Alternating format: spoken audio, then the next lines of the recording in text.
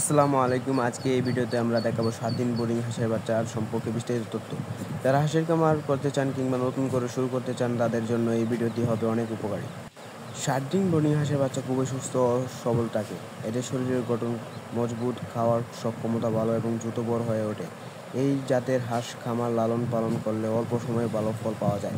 Boarding হাঁস সাধারণত ডিম উৎপাদনের জন্য জনপ্রিয় হলেও মাংস উৎপাদনের ক্ষেত্রেও লাভজনক। সুস্থ 7 দিনের বাচ্চা হলে ভবিষ্যতে রোগ প্রতিরোধ ক্ষমতা বেশি হয় এবং খামারি সহজেই ভালো আয় করতে পারে।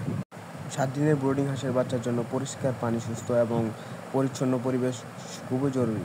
নিয়মিত খাবারের পাশাপাশি পর্যালোচনা জায়গায় চলাফেরার ব্যবস্থা করলে এরা দ্রুত বড় হয়।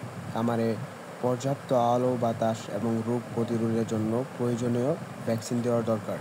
আমাদের খামারে 7 দিন বোর্ডিং হাঁসের বাচ্চা পাইকারি দামে পাওয়া যায়। দরদাম এক রেটে খামার বান্ধব, যাতে ছোট বড় সব খামারিরাই সহজে নিতে পারে।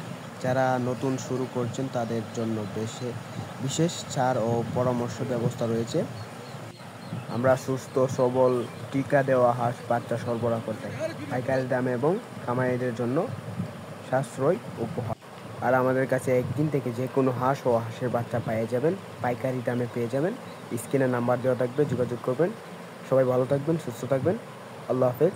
যারা এই চ্যানেলে নতুন আছেন সাবস্ক্রাইব করে দিবেন। আল্লাহ হাফেজ।